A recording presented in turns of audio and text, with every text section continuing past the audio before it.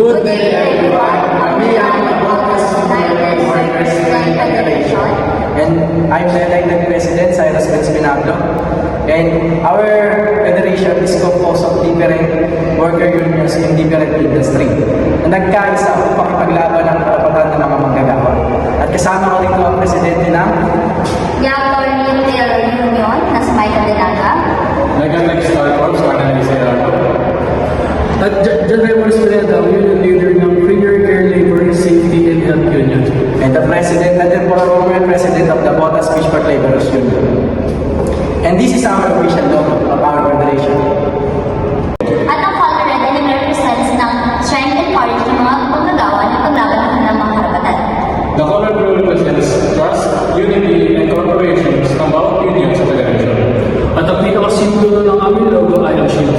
Ito ay sumisimbolo bilang proteksyon at seguridad para sa manggagawa sa kanilang trabaho. At ang 4 yellows daw ay sumisimbolo sa apat ang union sa federation. At ang handshake ay sumisimbolo naman sa solidarity at pagkakaisa ng mga manggagawa at respected union. Our mission is to unite every workers in the Botas and promote a fair, safe, and supportive workplace. And our vision is a future where all about our workers is enjoying stability, growth, and equal opportunities. And for the CBA discussion, Ang CBA naman, ito ang collective bargaining agreement sa pagitan ng employee at ng employer.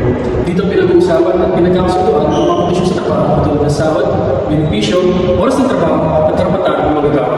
Ang purpose nito ay para maprotektahan ang karapatan ng bawat empleyado o ng manggagawa at para maiwasan ang conflict sa pagitan ng employee at ng employer. As for the advantages of the CPA, one of the advantages of the CPA is not only the clarify rights and obligations of both parties, reducing the misunderstandings. And sa CBA, mayroong 5 process.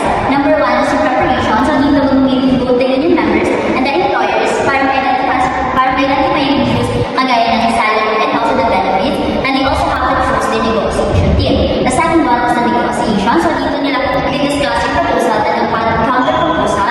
And so, next one is the tentative agreement. So, since nakapag-reach na sila ng compromise, kailangan nila magkaroon ng draft agreement. And the last one, and the fourth one is the ratification. So, dito kailangan yung mga union members ay magkaroon ng vote regarding doon sa agreement na yun, and kailangan majority means para ma-pass yung agreement na yun.